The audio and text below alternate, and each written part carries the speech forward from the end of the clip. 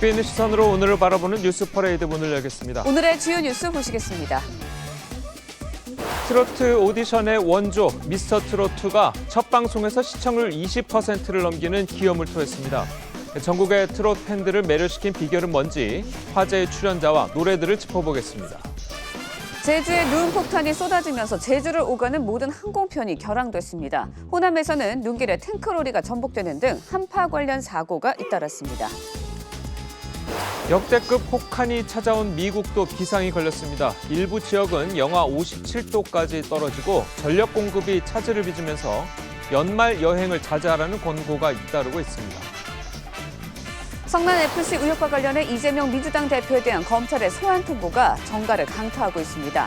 소환 통보에 대해 이 대표는 정적 제거, 야당 파괴라고 비판했고 민주당은 이 대표가 28일 소환에 불응해야 한다는 입장입니다.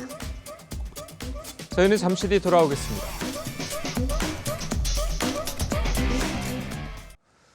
폭설과 강추위로 인한 피해가 전국에서 속출하고 있습니다. 전남 지역을 중심으로 많은 눈이 내리면서 빙판길 사고가 잇따랐고 강풍까지 불면서 전남 신안의 천사대교는 통제가 되기도 했습니다.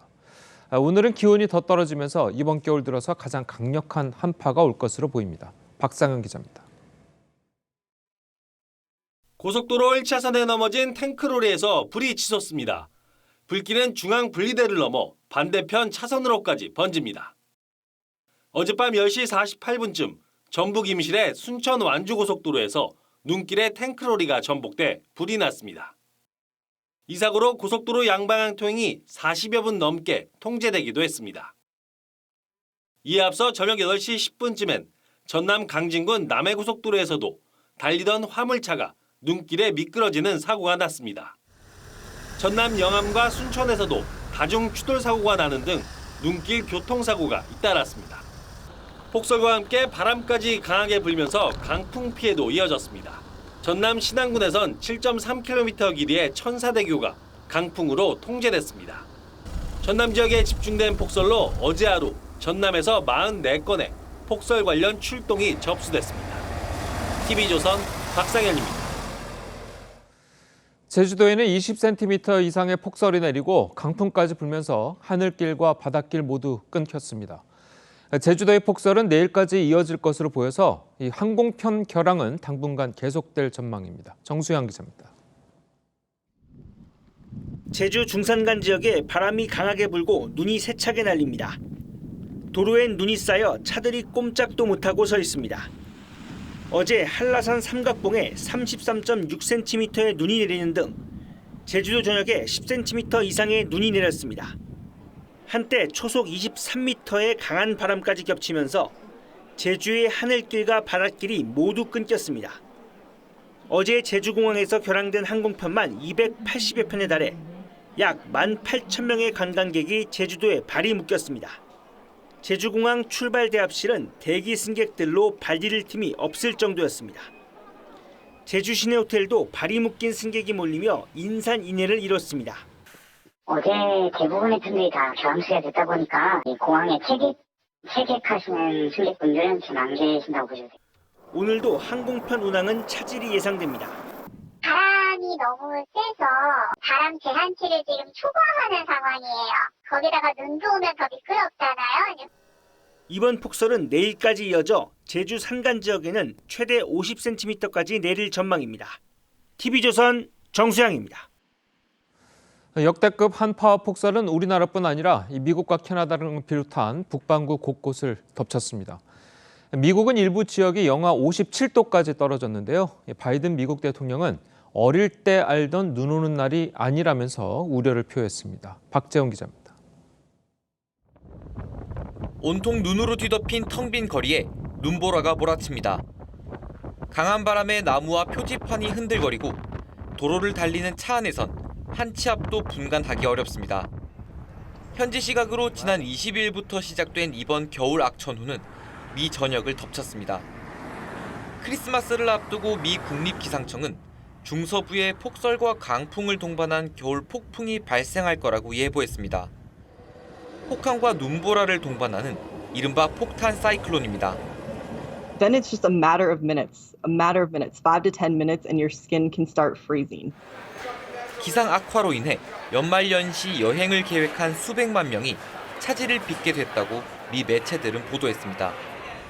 기상 악화에 대비해 식료품 사재기도 벌어집니다.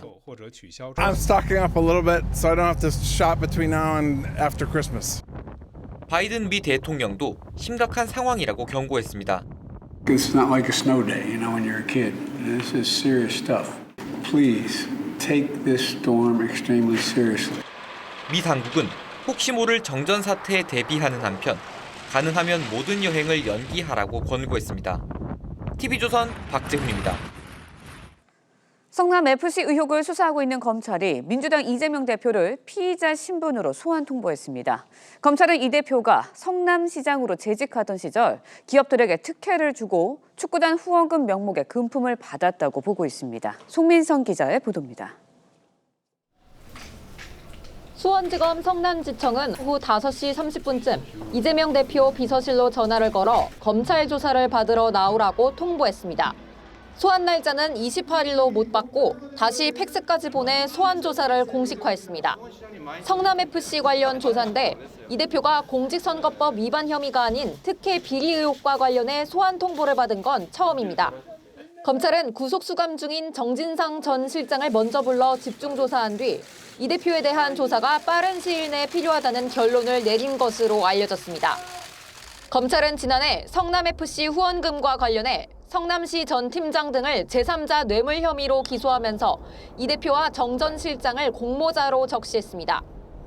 이에 따라 이 대표의 최측근으로 구단을 실질적으로 운영한 것으로 파악된 정 전 실장 구속에 이어 이 대표의 소환은 정해진 순서였다는 분석입니다. 검찰은 두산건설과 네이버 등 관련 기업에 대해 대대적인 압수수색을 벌이며 자료를 분석하고 관련자를 잇따라 조사해 혐의 입증을 다져왔습니다. 성남FC 사건 의혹의 최정점에 놓인 이 대표 조사만을 남겨둔 검찰이 조만간 수사에 결론을 내릴 거란 전망이 나옵니다. TV조선 송민선입니다. 보신 대로 검찰은 성남FC 후원금 의혹과 관련해서 이재명 대표를 소환 조사하겠다면서 통보했습니다. 네, 관련 내용 최진영 변호사, 장윤미 변호사와 함께 자세히 나눠보도록 하겠습니다. 안녕하세요. 네, 안녕하세요. 자, 먼저 성남FC 의혹과 관련한 이재명 대표의 발언부터 들어보겠습니다. 대장동 가지고 몇 년 가까이 탈탈 털어대더니 이제는 무혐의 결정 났던 FC 광고한 것 가지고 저를 소환하겠다고 합니다. 없는 먼지 만들어내려고 십수년 노력했지만 아직도 못 만든 모양입니다. 지금 FC 광고한 거, 네. 성남 산하기관이 성남시 예산 지원받는 기관이 광고 수주한 거 가지고 그게 저하고 무슨 상관이 있습니까? 사골 울고 먹는 거죠. 근데 그것도 적당히 울고 먹어야 되는데 열심히 해서 광고 수주했는데 왜 광고 수주했냐? 이거를 뇌물이다. 세상에 내가 받은 것도 아니고 성남 시민이 혜택을 받은 건데. 예, 뭐 들으신 대로 이재명 대표는 이제 결백을 주장하고 있고 검찰은 소환 통보를 한 거니까 뭐 죄가 있다고 본 거겠죠? 그렇습니다. 지금 받고 있는 혐의가 형법상 제3자 뇌물공여죄인 것이고요. 예. 기본적인 혐의 자체는 성남시장 당시인 2014년부터 해서 2018년까지 그 당시에 이제 성남 1화라는 그 축구구단을 성남FC라고 해서 2014년에 인수한 다음에 운영하는데 1년에 한 150억 정도를 들었음에도 불구하고 그 운영 자금을 마련하기가 쉽지 않았던 겁니다. 예. 그렇게 되니까 그 당시에 이 성남에 있는 기업 중에 건설 관련된 민원이 있던 한 6개 기업에다가 이 운영 자금을 적극적으로 요청을 했다라고 하는데요. 결과 그에 따라서 이제 2016년부터 18년까지 뭐 네이버, 두산, 차병원 등으로부터 합계 한 160억 원 정도를 이 성남 FC 등의 광고비나 후원금으로 그 기부를 받고 결국 그로 인해 가지고 제3자인 성남 FC에게 뇌물을 공유하고 또 그에 따르는 특혜를 지금 아까 얘기했던 그 대여섯 개 되는 기업에게 제공했다는 혐의인데요. 이미 벌써 그 두산 같은 경우에는 그 뇌물을 공유했다는 혐의로 그리고 나아가 그 당시에 성남시 정책실장에 있던 이 그 실장과 같이 제3자 뇌물죄로 기소를 했는데요. 거기에 공범으로 이재명 그 당시 시장이 적시를 됐다가 예. 이번에 최종적으로 지금 마지막 정점에 있는 결재권자인 이재명 대표를 소환하게 이른 것 같습니다. 네, 이제 검찰에서는 이 대표를 상대로 어떤 점들을 좀 이렇게 집중적으로 조사를 하게 되는 건가요? 사실상 성남FC는 사실관계 다툼은 없습니다. 일단 후원금인지 광고비인지 그 부분과 관련해서 입장이 대립하긴 하지만 돈을 받은 사실, 그리고 기업들이 그 성남시장 재직 당시에 뭔가 기업 민원들이 해결됐다는 사실관계는 다 상호간에 인정을 하는 부분이어서 법리 다툼이 남아있는 건데 제3자 뇌물죄가 성립하려면 통상의 뇌물죄 같은 경우에는 직무집행과 관련해서 대가를 받고 편애를 받아야 됩니다. 제3자 뇌물은 제3자가 이익의 귀속 주체이기 때문에 부정청탁이라는 요건을 추가로 요구를 하거든요. 이 관련 규정을 보면. 그래서 부정한 청탁을 받고 이재명 당시 성남시장이 기업의 민원을 해결해 준 것인지 그 연결고리를 검찰이 파악하려고 할 겁니다. 예, 자 이제 뭐 최대 관심사는 이재명 대표가 검찰 소환에 응할지 여부잖아요. 예. 자, 이 대표의 목소리 한번 관련해서 들어보겠습니다. 아예 출석을 안 하실 것도 좀 계획을 하고 계신 건지. 검찰 소환 관련해가지고 좀 응하실 계획이신가요? 자꾸 방탄하는데 여러분들은 물도 안 든 물총 두렵습니까? 걱정하지 않으셔도 됩니다. 잘못한 게 없으면 아무런 걱정을 할 일이 없다. 죄진 사람이 두려운 것이지 잘못한 게 없는 사람이 왜 그런 두려움을 갖겠습니까? 네, 이재명 대표가 이제 28일 소환에 응할지 불투명한 상황인데 검찰이 이제 어떤 조치를 만약에 불응하게 되면 어떤 조치를 할 수 있는 건가요? 그렇습니다. 오늘 주요 일간지의 사설에 정정당당하게 임해야 된다라는 그런 제목의 사설을 굉장히 많이 봤는데요. 예. 지금 보면 걱정 안 하셔도 된다. 물 없는 물총 뭐가 두렵냐라고 하는데 두렵지 않다고 하면은 일단 출석을 해야 되겠죠. 근데 문제는 이미 지난번 검찰로부터 소환받은 건 이번이 처음이 아니고 두 번째거든요. 아시다시피 대선 과정에서 허위사실 유포와 관련된 공소법 위반으로 소환을 받았음에도 불구하고 1차 불응한 적이 있습니다. 결국 서면 조사도 제대로 못한 채 기소를 했었는데 이번 같은 경우에도 적극적으로 나와서 조사를 받을 것인지 아니면은 그 부분 또한 이제 거부를 할지에 대해서는 불명확한데요. 예. 현실적으로 만약에 이제 소환을 응하지 않는다고 하면은 결국 두세 차례 더 소환 요청을 하고 그래도 안 되면은 체포영장을 요청할 수밖에 없는 것입니다. 그렇게 되면 또다시 이것이 사법적인 것을 넘어서 또 국회를 열어서 이제 회기 중에 불체포 특권이 있기 때문에 방탄이네 뭐네 그런 얘기가 있을 수 있는 그런 부분이 있어서 향후에 지금 이재명 대표가 정말 본인이 무고하다라고 하고 있기 때문에 현재로서는 적극적으로 나올 가능성도 없지는 않습니다. 다만 그럼에도 불구하고 여전히 정치적인 어떤 수사라고 하면 방탄 출석을 거부할 경우에는 검찰로서는 체포영장을 발부할 수밖에 없는 그런 부분이어서 앞으로의 어떤 이게 정치와 수사가 뒤섞일 수 있는 그런 어떤 여지도 남아 있는 것 같습니다. 근데 지난번처럼 이제 체포동의안이 아니고 그냥 서면 조사로 마무리할 수도 있는 거 아니겠습니까? 어떻습니까? 사실 그럴 가능성도 열려 있죠. 계속해서 소환은 시도는 할 겁니다. 그렇기 때문에 언론에 날짜를 아예 못 박아서 검찰이 또 알리기도 하지 않았습니까? 그러니까 밀무 조율은 최소한 소환 일자와 관련해서는 없었던 것 같은데 그렇기 때문에 한 3-4번 더 소환 요청을 하고 회기 중이라면 이제 체포동의안을 검찰에서 국회로 제출을 할 거고요. 회기 중이 아니라면 영장 발부 가능성도 열려는 있는데 제1야당 대표 아닙니까? 상당히 검찰로서도 부담이 될 겁니다. 그래서 제2의 선택지로 아마 그러니까 방문 조사를 하거나 서면 조사할 가능성도 열려 있다라고 전망됩니다. 예.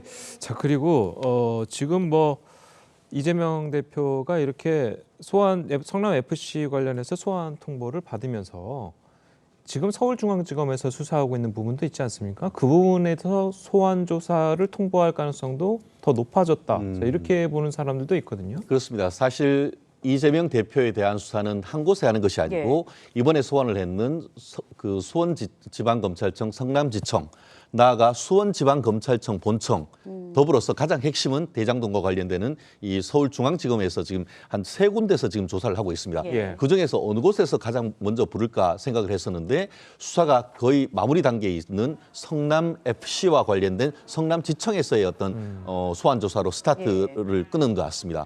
결국 이 부분이 있다고 한다고 하면은 추후에 대장동과 관련되는 수사도 관련되는 그 공범들이 이미 다 기소가 됐기 때문에 빠르면은 이번 연말 내지는 내년 초에 소환 가능성이 굉장히 높다라고 예측을 하고 있었는데 말씀드린 것처럼 앞으로 있을 새 검찰청에서의 어떤 소환에 대한 첫 번째이기 때문에 지금 이재명 대표가 그것을 각각 대응을 달리 할 것인지 아니면 본인이 특히 이번 같은 경우에는 이미 경찰에서도 불송치 결정했는 것에 대해서 뭐라고 하느냐라고 하기 때문에 오히려 이번 사건은 이 출석할 가능성은 저도 아직 남아 있다고 봅니다. 그렇지만 대장동 사건이라든가 아니면 본인의 어떤 그 변호사비 대납 의혹 이런 부분에 대해서는 정치적인 어떤 수사라고 하면서 출석하지 아니할 가능성이 상당히 높기 때문에 현재로서는 예측하기는 어렵습니다만 헌법상 법 앞에 평등입니다. 민주당 같은 경우에는 어떻게 그 제1야당의 대표에 대해서 이런 식으로 소환할 수가 있느냐 하는데 보통 우리 피의자는 뭐 변호사님도 있습니다만 문자가 옵니다. 언제까지 출석해달라. 그리고 전화가 오는데 법 앞에 있어서의 절차에 있어서는 이재명 대표라고 해서 특권이 있을 수는 없는 것이기 때문에 오늘 뭐 한겨레 신문 등 어떻게 보면 그 야당 쪽의 어떤 논조가 있는 부분도 당당하게 임해라라고 했기 때문에 어떤 그 수사를 정치적으로 끌려가기보다는 본인이 명백하게 혐의가 없다는 점에서 적극적으로 나서 국민 앞에 해명하는 그런 모습을 많은 국민들이 보고 싶은 것 같습니다. 예, 지금 방금 말씀하신 것처럼 민주당 일각에서 지금 제기하는 것 중 하나가 소환을 일방적으로 통보했다라는 거를 문제를 삼고 있거든요. 그런데 이제 방금 변호사님 말씀하신 거라면 검찰이 이제 일반적으로 소환 통보를 할 때 문자로 이제 날짜를 박아서 주는 경우가 대부분이다라고 말씀하는데 그게 맞습니까? 그러니까 피의자들은 혐의를 받는 사람입니다. 수사기관 입장에서는 그 죄를 입증해야 되고 편의를 그렇게 봐주진 않습니다. 그래서 일자를 조율한다라기보다는 어떤 일자를 딱 꼽아서 뭐 변호인이든 그 당사자에게 통지를 하는 게 관행이긴 한데 언론 주목도가 상당히 높거나 정치적 인사가 좀 조사를 받을 때는 실제로 언제 날짜를 좀 염두에 두고 있는데 출석이 가능한지 뭐 공개로 나올 것인지 비공개로 나올 것인지도 사실상 조율하는 관례가 있는 것도 사실입니다. 그런데 이재명 대표 같은 경우에는 허위사실 공표와 관련해서는 아예 소환에 불응을 했었죠. 검찰로서도 우리가 소환을 공식적으로 통보했을 때 응하지 않았던 전례가 있기 때문에 아예 날짜를 정확하게 지정을 해서 그게 다음 주 수요일입니다. 굉장히 임박한 점에서 제1야당 대표를 그냥 통지하듯이 일방적으로 한 것은 다소 이 어떤 사건의 그 본질을 봤을 때 좀 이례적인 부분도 있는 건 사실인 것 같습니다. 예, 알겠습니다. 자, 오늘 두 분 변호사님 말씀 여기까지 듣겠습니다. 잘 들었습니다. 고맙습니다. 감사합니다. 예, 민주당 이재명 대표는 검찰의 소환 통보에 정적을 제거하고 야당을 파괴하려는 불공정한 정권이라면서 강하게 반발했습니다. 민주당은 검찰이 지정한 소환 날짜에 응하지 않겠다고 했는데 여당은 당당하게 조사에 응하라고 했습니다. 정민진 기자의 보도입니다. 대선 후보 시절인 지난 2월 이후 10달 만에 고향인 경북안동을 찾은 이재명 대표가 시장 상인들과 인사를 나눕니다.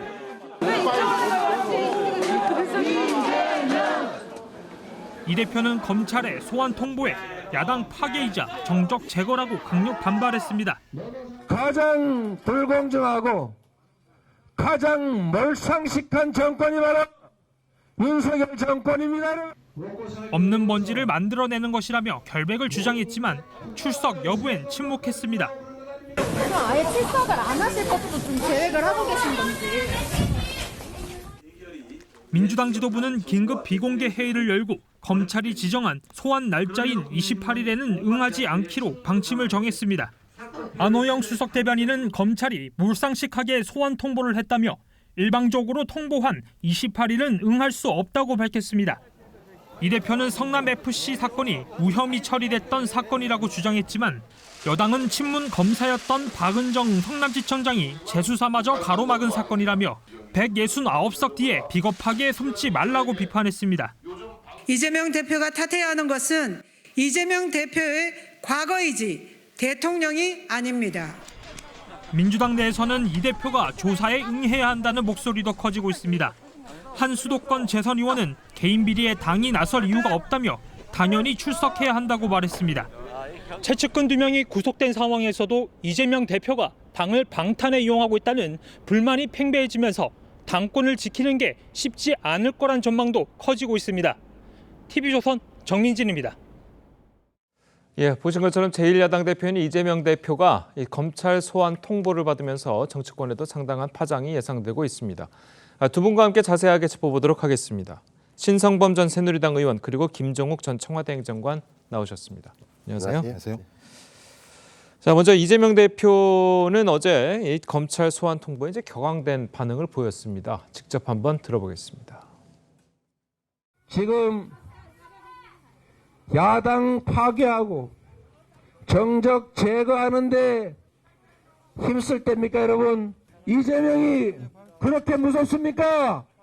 이재명을 죽인다고 해서 그 무능함과 불공정함이 감춰지지 않습니다, 여러분. 가장 불공정하고 가장 몰상식한 정권이 바로 윤석열 정권입니다, 여러분. 아까 저보고 생일날이라고 그러는데 아마 생일날에 맞춰서 소환장을 보낸 게 아닌가. 속이 시커멓게 타들어갈 거다. 얼마나 그러겠냐 말씀하시는데 전혀 타들어가지 않고 있습니다. 자, 전혀 속이 타들어가지 않고 있고 이재명을 죽인다고 해서 그 무능함과 불공정함이 감춰지지 않습니다. 좀 어떻게 들으셨습니까? 속이 타들어가겠죠. 말씀은 저렇게 하지만 어떻게 속이 안 타겠어요. 그러니까 길고 깊은 겨울이 온다. 이게 이재명 대표가 며칠 전에 그저께 했던 이야기니까 정말 말 그대로 눈앞에 닥쳤잖아요. 28일 나갈 것인가 말 것인가를 결정해야 되는 지점이다. 이게 오히려 어떻게 보면 대장동도 아직도 남아있고 또한 그 선거법 위반 사건의 변호사비 대납 의혹 사건도 남아있고 선거법은 기소됐고 앞으로도 2개가 더 남아있는 이런 상황에서 본다면 본인의 말과는 달리 굉장히 급한 상황이 된 것만은 맞는 거죠. 이른바 수없이 많은 사람이 얘기했던 사법 리스크가 목전에 닥친 거죠. 알겠습니다. 자, 그리고 이재명 대표가 어저께 얘기를 한 게 생일에 맞춰서 소환장을 보냈다. 이런 이야기도 하고요. 자, 그런 것들을 이야기하는 걸 보면 지지층을 좀 결집시키려는 의도가 아니냐. 자, 이렇게 보는 시선들도 있어요. 근데 당대표가 하는 모든 행동은 지지층을 결집하려고 하는 것이겠죠. 근데 지금 이재명 당대표랑 그다음에 당 지도부 같은 경우는 일단 검찰에 의한 정치 탄압 또는 정적 제거라고 판단하는 다양한 징후들이 보이고 있다고 지금 판단하고 있는 것 같고요. 본인 스스로 얘기했었습니다만 검사 한 70여 명 정도가 달라붙어가지고 이재명 당대표와 주변 사람들에 대한 수사를 진행하고 있는 것. 그다음에 또 FC 성남 같은 경우는 경찰이 3년 7개월 동안 수사를 하고 난 다음에 무혐의 종결을 했었는데 다시 검찰이 재수사를 해서 진행되는 상황이기 때문에 좀 의도한 것이 아닌가라고 하는 어떤 의구심을 가질 수밖에 없는 측면이 분명히 있는 거죠. 그리고 다 아시겠습니다. 어제 예산안이 합의가 됐습니다만 예산안과 관련해서 여야가 상당히 좀 어떤 합의가 잘 안 됐던 상황, 그다음에 국조가 처음 시작되는 상황에서 검찰이 굳이 이 상황에서 당대표에게 야당 당대표 소환장을 보낼 필요가 있었는가라고 하는 측면에서는 좀 의도된 어떤 소환장이 아닌가라고 하는 의구심도 다 있는 거죠. 좀 그런 측면에서 여기에 맞서 싸워야 된다라고 하는 것은 야당에서는 당연한 자기의 프레임이고 입장이라는 생각이 듭니다. 예, 알겠습니다. 자, 그리고 과연 검찰에 과연 출석을 할 것이냐의 여부는 물론 민주당 지도부에서는 28일 날은 출석하지 않겠다라고 이제 결정을 한 것 같은데 앞으로의 출석 여부는 좀 어떻게 예측을 하십니까? 언제까지 소환에 응하지 않을 수 있을까가 핵심이다. 그건 본인들이 민주당이나 이재명 대표가 판단할 일이긴 한데 이 사건의 본질을 좀 잘 보셔야 되는데 지금 교수님께서는 이제 경찰에서 무혐의 결정을 했다고 했지만 이게 4년 전에 2018년도에 야당이 고소를 했고 그것을 3년 넘게 분당 경찰서에서 수사를 하는 둥 마는 둥 하다가 불송치 결정을 한 불송치. 검찰이 안 보낸단 말이에요. 경찰 자체적으로 그냥 끝 이렇게 한 거예요. 그걸 이의 신청을 했단 말이에요. 고소인들이 이의 신청을 하니까 검찰에서 경찰로부터 수사 기록을 넘겨와서 보니까 이거는 분명히 재수사를 해야 된다. 다시 수사를 해야 된다는 결론을 내리고 했는데 당시 성남지청장이 막아선 거 아니에요. 박은정이나 이름이 여기서 나오는 거예요. 이거는 수사할 필요 없으라고.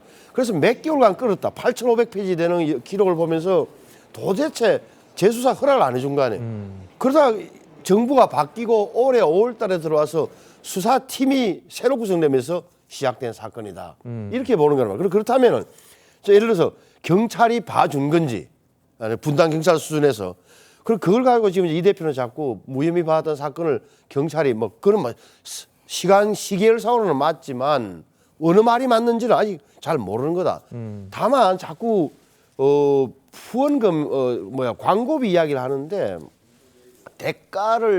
대가성이 없는 뭐 성금이 어떻게 하겠어요? 아주 좋은 거잖아요. 지역사회 발전을 위해서. 이건 대가성이 너무 뚜렷한 경우가 한 150억 원 가까이 넘는 거 아닙니까? 예를 들어서 한 기업에서는 3,000평 되는 그 병원용 부지를 갖고 있다가 이것을 그냥 상업용 부지로 바꿔주고 그다음에 용적률도 뭐 올려주고 체납 비율로 낮춰주고 이런 식의 특혜를 주는 게 온당한 거야. 이게 박근혜 전 대통령이 형을 받았던 3자 뇌물. 본인은 돈 한 푼 안 받았지만 최서원 씨에게 K스포츠재단 예를 들어서 이러면서 제3자에게 이익을 주는 이게 제3자 뇌물 행위다라고 본다면 그 이재명 대표가 제가 보는 검찰 조사에서 이게 해명해야 될 내용이 많다. 왜냐하면 이미 성남시청의 팀장이 그때 성남FC 사건 관련해서 기소가 돼 있는데 거기에 보면은 이재명 당시 시장이 공범처럼 이렇게 기재돼 있단 말이에요. 이게 되면 조사를 할 게 검찰 입장에서 꽤 많을 걸로 보여져요. 예. 자, 그리고 이제 말씀하시고 이제 지적을 하셨지만 이재명 성남시장이 당시 이제 성남시장이 될 때만 하더라도 대기업에 대한 특혜 우려 때문에 그 땅의 용도를 변경하지 않고 있다가 FC 성남에 이제 후원금을 받고 나서 변경해줬다는 그런 의혹이 있는 것도 사실이거든요. 자, 그래서 만약에 이제 이 대표가 소환에 불응하고 검찰이 강제 수사 예를 들어서 뭐 체포동의안 발의라든지 체포동의안을 이제 국회에 보낸다든지 자 이렇게 되면은 민주당으로서는 상당히 정치적인 부담이 되지 않을까요? 일단 뭐 그것은 검찰이 판단할 문제라는 생각이 일단 예. 들고요. 체포영장이란 이런 부분과 관련해서는 일단 검찰이 출석을 요구하면 꼭 거기에 출석해야 되는 게 아니에요. 법원이 발부했을 때는 가야 되는 거죠. 그러니까 검찰이 지금 얘기하고 있는 것처럼 지난번 선거법 때도 마찬가지입니다만 소환 요구를 했었습니다. 이번에도 마찬가지입니다. 앞으로 또 제가 볼 때 대장동, 변호사비 대납 소위 건건이 있을 때마다 유죄가 확진되지 않은 상황에서 계속 제1야당의 당대표를 소환하는 건 매우 정치적 행위로 보일 가능성이 되게 높은 측면이 있는 거죠. 좀 그런 측면에서 이번 10월 28일도 아마 불응할 거라고 생각을 하는데 예. 어느 시점이 되게 되면 본인이 전체적인 포괄적인 문제와 관련해서 국민에게 설명을 하거나 아니면 검찰의 출석에 응할 가능성이 있습니다만 이번은 아닐 거라 생각이 드는 것이고요. 그다음에 인허가 말씀을 하시는데 인허가 내용 같은 경우는 지금 재량권 내 행정 절차를 밟은 내용들이에요. 공식적으로. 근데 거기에 핵심이 뭐냐면 제3자 뇌물은 부당한 청탁이 있는지 없는지에 대한 내용입니다. 그럼 이 부당한 청탁들을 확인하려고 하는 건 지금은 검찰은 지금 진술도 있고 증거도 있다고 얘기하는데 제가 볼 때 증거가 뭐가 있을지 모르겠어요. 말씀하신 것처럼 부당한 청탁이라고 얘기하면 뭐 공문서를 써서 부당한 청탁을 하지 않았을 거 아니겠습니까? 그럼 그것이 녹취이건 아니면 비밀 약정이건 무엇이 있어야 되는데 저는 그것이 없다라고 지금 이재명 당대표는 생각하고 있기 때문에 그러니까 인허가는 재량권의 행정적인 절차인 것이고 부당한 청탁이라고 한 부분 관련해서 청탁을 하지 않았기 때문에 청탁을 받지 않았기 때문에 이재명 당대표는 그런 것이 없다라고 얘기하는 상황이어서 저는 이 정도 상황이라면 제1야당 당대표에게 오히려 그냥 서면으로 물어도 되는 거 아니겠습니까? 꼭 포토라인, 포토라인이 안 써도 상관없겠습니다만 이재명 당대표가 나가는데 포토라인 안 쓰겠다고 얘기하면 또 오히려 많은 사람들이 뭐 문제 있는 거 아니야? 이렇지 않겠습니까? 근데 반복적으로 포토라인을 쓰게 만들려고 하는 것이 검찰의 의도인가? 그렇다면 거기에 응할 이유가 없다라고 하는 것이 제가 볼 때 민주당 지도부와 당대표의 입장이라는 생각이 듭니다. 예. 자, 그래도 이제 당내에서는 또 다른 목소리가 나오기도 합니다. 이 비이재명계에서는 이재명 대표에 대한 검찰 수사는 당과 분리되어야 된다. 자, 이런 목소리가 나왔습니다. 들어보시겠습니다. 혐의가 입증된 게 없기 때문에 이재명 대표가 당당하게 싸워나가시기를 원합니다. 당이 당당하게 싸울 일은 아니죠. 팩트에 대해서는 당의 공식 라인이 대응하는 건 부적절하다 이거죠. 그걸 아무도 모르는데 그걸 어떻게 대응해요. 당이 더 이렇게 분열하지 않고 단일 대우로 갈 수 있는 이게 유일한 길이라고 생각합니다.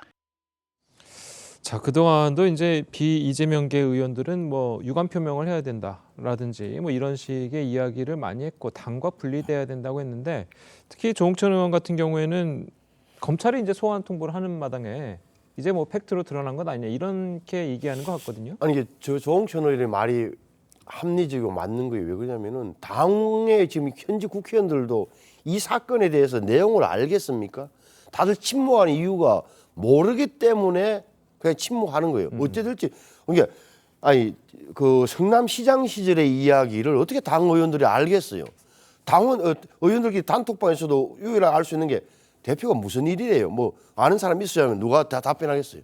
그냥 맞는 거예요. 저거는 조홍천 말에 의원 말이 100번 맞는 거죠. 그러니까 지금은 저렇게 분리 대응하는 게 맞는 거죠. 지금은 다들 뭉쳐서 대표를 지켜줘야 하는 거 아닌가. 검찰 하는 행위가 밉다. 우리를 완전히 노웅래 의원권도 봐라. 우리가 다 함께 걸려 들어갈 가능성이 있다고 해서 방어선을 같이 치지만 하나하나 사실관계가 조금씩 나오면 나올수록 그 스크럼 자체는 흩어지게 돼 있는 거예요. 예.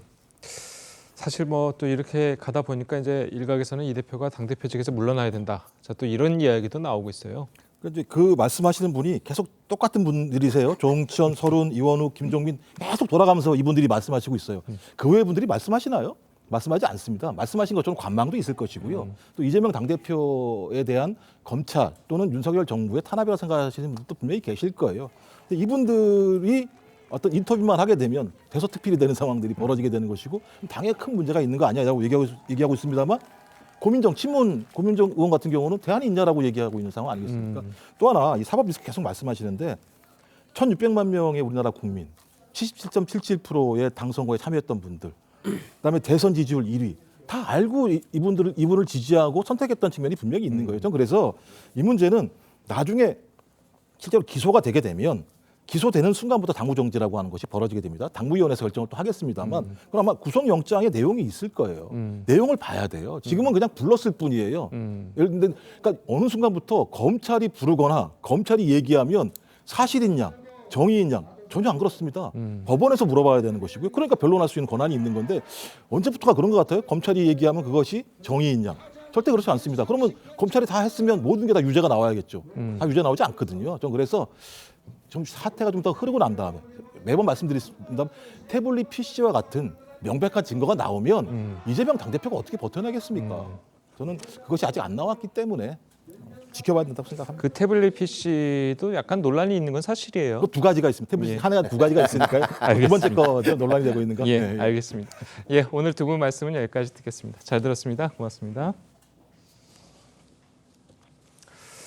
예, 서울 지하철 3호선에서 불이 나서 현재 3호선 일부 구간의 열차 운행이 중단됐습니다. 출근길 운행 중단에 시민들이 불편이 커지고 있는데요. 자세한 상황을 취재기자 연결해서 알아보겠습니다. 자, 박상현 기자, 지금 상황이 어떤가요?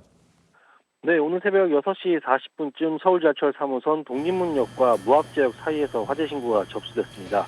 일단 소방당국은 선로에서 불이 난 것으로 보고 현재 화재를 진압하고 있습니다.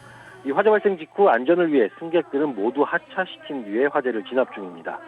하지만 이번 사고로 현재 약수역과 구파발역 사이 양방향 열차 운행은 중단된 상태입니다. 일단 전동차에서 내린 승객들은 근처 버스 정류장 등으로 이동해 출근을 하고 있습니다. 하지만 출근 시간에 벌어진 사고로 3호선 일부 역에선 현재 혼잡을 빚고 있는 상황입니다. 서울교통공사 역시 해당 구간을 이용하는 시민들은 다른 교통수단을 이용해달라고 당부하고 있습니다. 더 자세한 소식은 들어오는 대로 다시 전해드리겠습니다. 지금까지 보도본부에서 TV조선 박상현입니다. 대한민국 대중음악사의 한 획을 그은 오리지널 트롯 오디션의 귀한 인생이 그렇게 하루하루가 시차요 해마다의 편을 보며 잊지는 말아요 구구단 밤에 배를 못 떠나 몰라도 미스터 트롯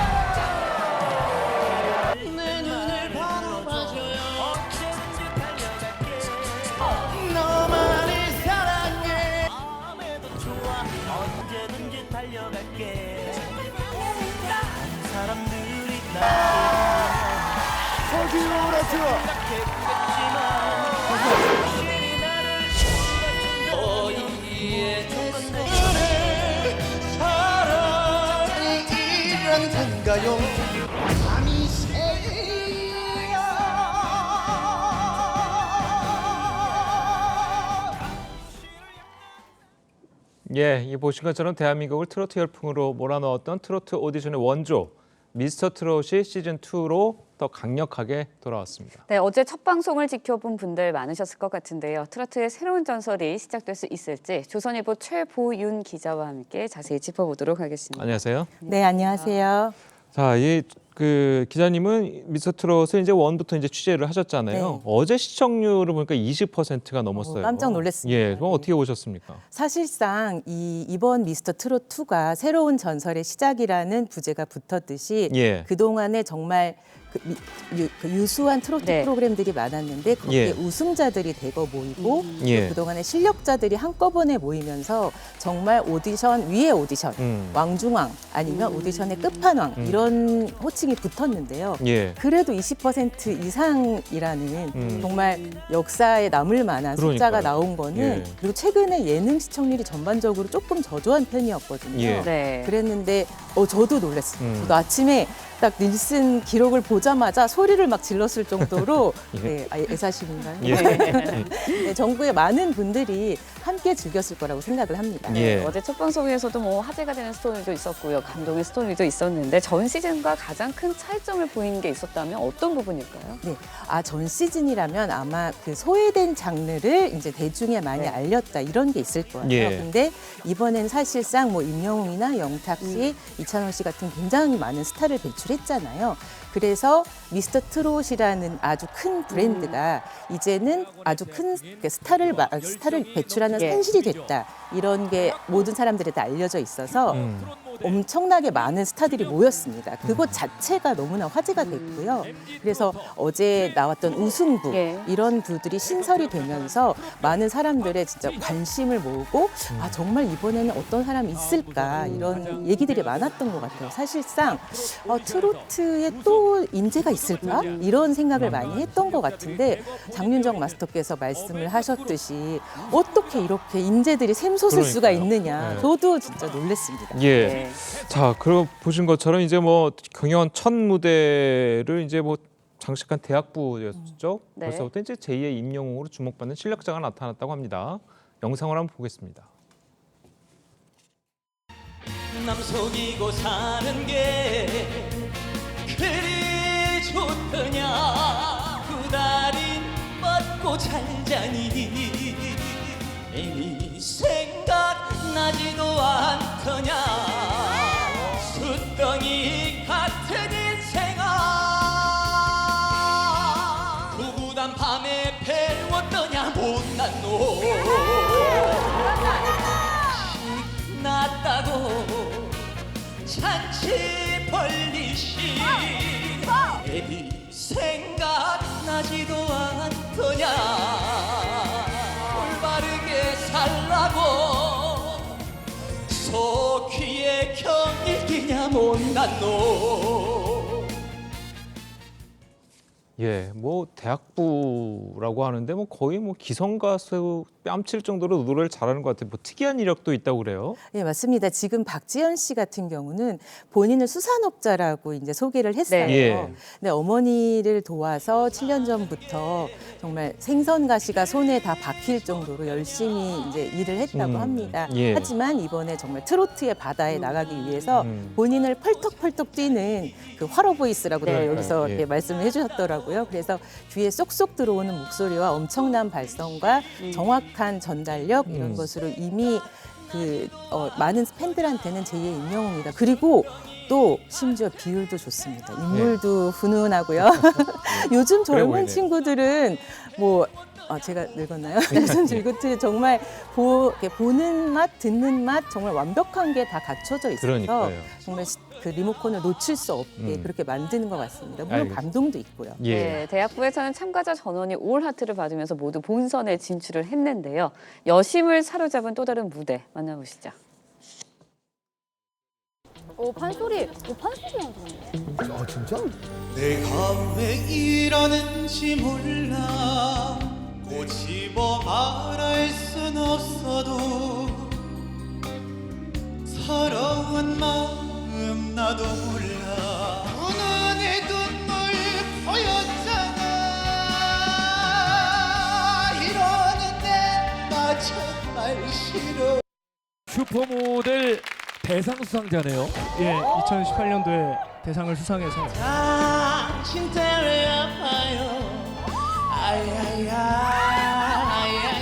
인생 가셨나봐 가셨나봐 뭉치고 뜨겁게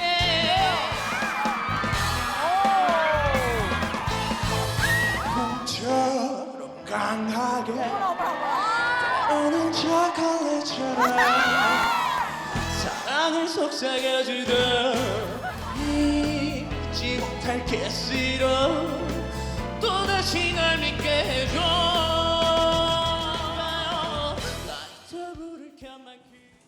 네, 잠깐 봤는데도 정말 인재들이 많이 나왔다라는 생각이 들 정도인데 제작진이 앞서서 대학부가 이번 시즌에 최대 이변이 될 것이라고 이야기를 했습니다. 대학부 어떻게 보셨나요? 사실상 우승부나 기존에 팬덤이 많은 친구들이 많았기 때문에 대학부는 좀 참신한 얼굴 이 정도로 생각을 했거든요. 그러니까. 그런데 현장에서 다들 너무 놀랬다고 합니다. 특히 윤준엽 씨 같은 경우는 슈퍼모델 대상 출신이잖아요. 그래서 사실 런웨이만 해도 오라트다 이런 말씀을 할 정도였는데 그 장윤정 마스터께서 지금까지 들어본 카사노바 중에 뭐 본인이 카사노바는 아니겠지만 가장 정말 잘 소화한 친구라고 그렇게 말할 정도로 현장에서 그 무슨 쇼맨십이나 끼나 그 노래까지 너무 완벽했다고 합니다. 예.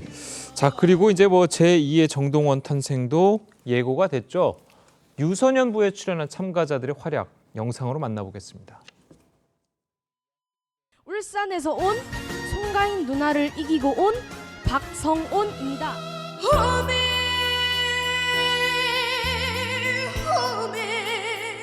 요놈 시세 말이 아니네. 홈에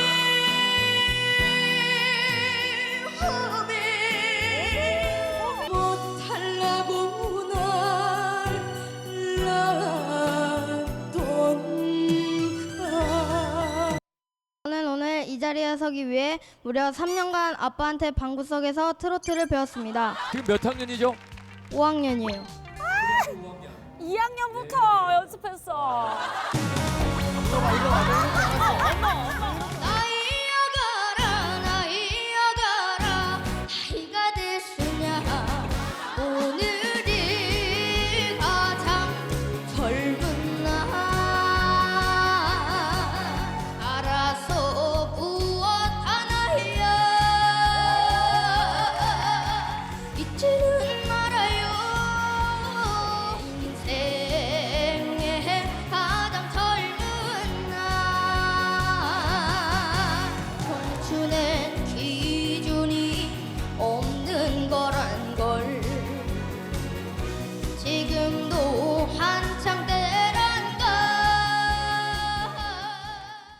예, 뭐 사실 이제 유소년 그러니까 어린 아이들이 이제 트로트를 부르면 사실 좀 뭔가 좀 징그럽다라는 생각이 좀 들만도 한데 이렇게 잘할 수가 예, 뭐 완전 성인이 들어와서 제2의 인생을 사는 듯한 그런 느낌이잖아요. 근데 이번에는 조금 다른 게 굉장히 순수한 모습과 그리고 또 성인을 넘나드는 실력 그런 것들이 굉장히 돋보였다고 생각을 합니다. 예. 자, 그러면 이제 거기서 또 한 가지 주목되는 분이 박성원 군이라고 미스트롯 진출신 송가인 씨를 꺾고 어디서 우승을 했다고 그래요? 네, 그 어떤 모창을 하는 그런 대회가 있었는데요. 그 송가인 씨를 꺾고 정말 송가인보다 더 송가인 같은.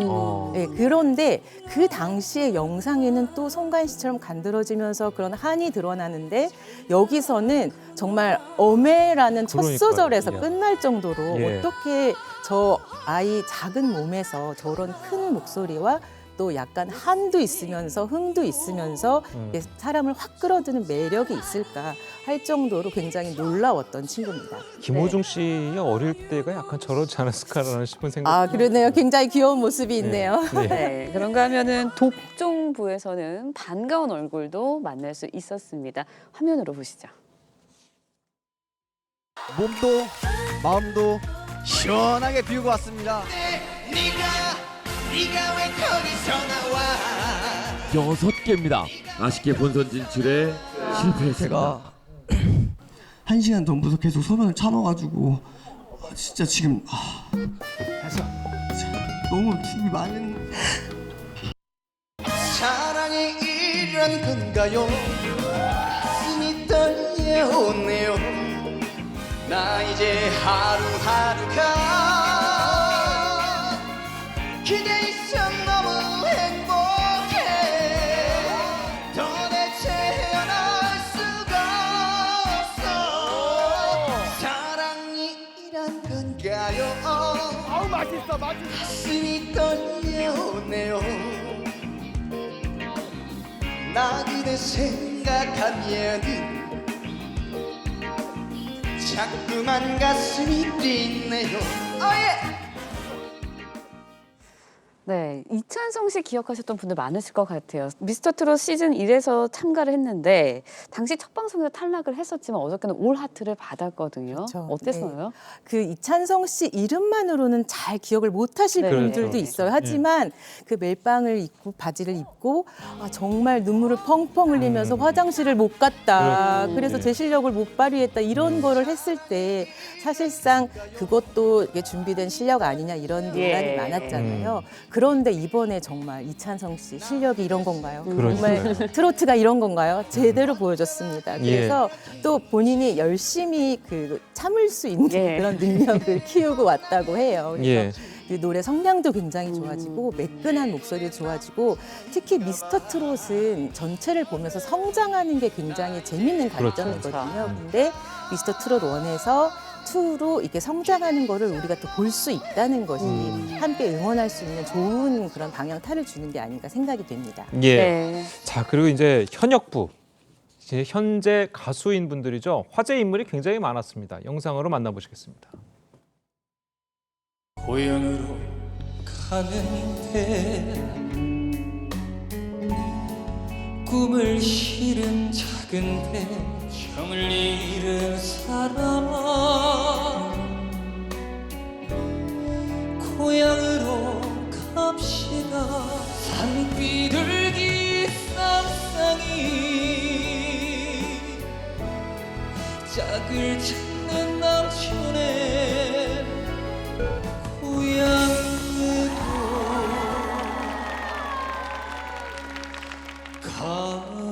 갑시다 밤을 스머치는 나이가 별을 두고 가는데 긴장을 많이 했어요. 하나의 사랑만을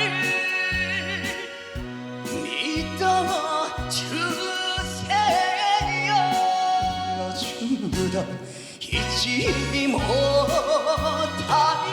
푸른 잊지 못할 오라트 나왔어요. 예, 지금 방금 나온 이제 네. 박서진 씨 같은 경우는 뭐 장구를 치면서 노래 부르는 걸로 굉장히 유명하신 분이잖아요. 뭐 팬덤들이 뭐 관광버스 세대로 따라다닐 정도로 뭐 그렇다고 하는데요. 이미 뭐 3만 명이 예. 넘는 팬카페 회원을 보유하고 있고 장구의 신이라는 그러니까요. 호칭이 붙을 정도로 워낙 이 프로그램에 왜 나왔나 할 정도의 실력자죠. 그런데 참 이것을 보면서 굉장히 많이 동감을 하고 많은 분들이 함께 울으셨을 텐데 저렇게 실력자조차도 저 무대에 나와서 마이크를 잡고 덜덜덜덜 떠는 그러니까요. 모습을 엄청 보면서 그 정말 같이 응원을 하게 되더라고요. 그러면서 그 박서진 씨가 자기가 열심히 활동을 했지만 자기가 정말 다시 이렇게 다시 도약할 수 있는 기회가 있을까 하고 이번이 마지막이다 하고 나왔다 이런 말씀을 들으니 아 정말 어떤 마음으로 이번 경연에 임했고 미스터 트롯 2라는 것이 이런 가수들한테는 정말 새롭게 도약할 수 있는 무대, 자신을 점검하면서 자신의 미래를 다시 볼 수 있는 무대, 인생 2막을 열 수 있는 무대라는 것을 다시 한번 좀 생각하게 된 것 같습니다. 네, 유소년부부터 뭐 대학부, 독종부, 성인부, 뭐 현역부까지 다 봤는데 저희가 이렇게 걸출한 실력의 참가자들이 이렇게 많았나라는 생각이 들 정도였습니다. 어제 제작 발표에서 김연자 마스터가 이틀을 심사하고 3일을 알아넣었다 이런 말씀까지 하셨는데 앞으로의 심사 기준은 어떻게 될까요? 사실상 그 미스터 트롯 1에서는 하트가 13개였어요. 근데 이번에 15개로 늘었거든요. 그리고 또 작곡가, 유명한 작곡가 듀오죠. 알고 보니 혼수 상태는 두 분이 또 하나를 드립니다. 그러니까요. 그래서 굉장히 경론을 많이 했다고 해요. 어제는 사실상 실력자분들이 많아서 올 하트가 굉장히 많이 나와서 이거 올 하트 너무 많이 주는 거 아니야? 그러니까요. 제 생각도 이렇게 그랬어요. 생각이 들 텐데 정말 현장에서 들으면 아마 기절하실 정도로 올 하트를 누르지 않을 수 없게 그 진성 마스터님 말대로 이것은 아니하면 아니할 수 없습니다라고 할 정도로 올 하트를 드리는 그런 실력자들이 정말 굉장히 많았고요. 그리고 다음번에도 지금 이번에 신설된 부서들 많지만 다음번에 뭐 샛별부도 있고 유소년부에서 또 이렇게 파생된 반장부도 있습니다. 그래서 또 기대할 게 우승부 말고도 너무 실력자들이 많아서 아마 이제 계속 목요일마다 지키고 계셔야 될 것 같습니다. 그러니까 뭐 제가 어제 계속 원래 제가 아침 방송 때문에 일찍 자야 되는데 네. 늦게까지 볼 수밖에 없더라고요. 너무 재밌어요. 노래 굉장히 잘하실 것 같아요. 아니에요.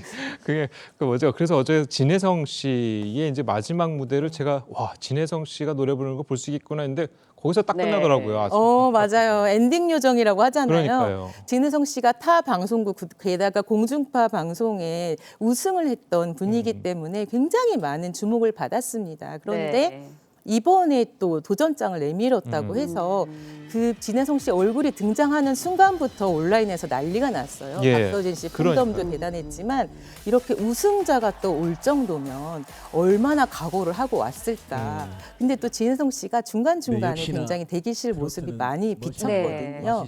그래서 다음번에 또 어떻게 할지 진혜성 씨가 웃을지 울을지 또 어떻게 성장을 했을지 그런 것도 굉장히 관심 포인트라고 할 수 있겠습니다. 네, 박서진 씨나 진혜성 씨 외에 또 주목할 만한 참가자들이 좀 눈에 보이셨나요? 어떠셨나요? 너무 많아서 사실은 손꼽기가 어려운데요. 그 유소년부와 이제 샛별부에 들어가는 이제 리틀사이라는 친구가 있어요. 네. 아마 예전 방송을 보신 분들은 기억하실 수도 있을 텐데요. 아역 어린 친구들의 이제 재능을 뽑는 방송에서 리틀사이라고 굉장히 춤을 잘 추고 노래를 잘했던 이 친구가 형제가 나옵니다. 지금 그거 혹시 아직 방송이 안 된 부분 아닌가요? 방송이 안 됐죠. 그러면 더 이상 말씀을 하시면 안 될 것 같습니다. 그래서 기대를 해주시면 좋을 것 같아요. 알겠습니다. 자, 그리고 또 이제 제가 굉장히 또 주목해서 봤던 부분이 이용식 씨 딸과 연애를 하는 그 남성분이 나와서 이용식 씨가 결혼을 반대한다고 노래로 이렇게 되게 호소를 하는 그 장면이 있었잖아요. 눈물까지 오열하면서 굉장히 좀 가슴이 와닿더라고요. 저희 아마 TV조선 특종이 아닐까 이렇게 생각이 되는데요. 이수민 씨가 워낙 다른 방송도 많이 나왔고 인기가 많았던 분이기 때문에 어떤 사연이 벌어질까 굉장히 놀라웠었는데요. 그 뮤지컬 배우를 하면서 좀 가족의 반대를 있었지만 노래로 예비 장인을 약간 설득하시지 않을까 이런 생각이 듭니다. 어제 하트를 받아서 굉장히 또 주목을 받았어요. 그러니까 오라트를 받았잖아요. 네. 앞으로 이제 미스터2를 계속해서 진행이 되고 보게 되실 텐데 감상 포인트나 꿀팁이 있다면 어떤 걸 좀 전해주실 수 있을까요? 첫 방송이 20.2%라는 또 기록을 세웠잖아요. 미스터 트롯 1보다 훨씬 많은 기록이었는데 세상에 이렇게 노래를 잘하는 분들이 많구나. 그리고 또 그 당시 코로나 시절에 이제 위로와 감동을 줬다면 이번에는 또 다른 이제 좀 새로운 흥의 시대가 왔잖아요. 그리고 추운 겨울을 굉장히 요즘 추운데 아주 따뜻하게, 뜨끈하게, 핫하게 해줄 그런 분들이 줄줄이 기다리고 있으니까 놓치지 말아주시기 바랍니다. 알겠습니다. 앞으로 이제 최고영 기자께서는 이제 금요일마다 출연을 해주셔서 전날 있었던 미스터2를 정리해 주시는 걸로. 영광입니다. 알겠습니다. 노래 한 곡만. 네, 알겠습니다. 네, 오늘 말씀 여기까지 듣겠습니다. 잘 들었습니다. 네, 감사합니다.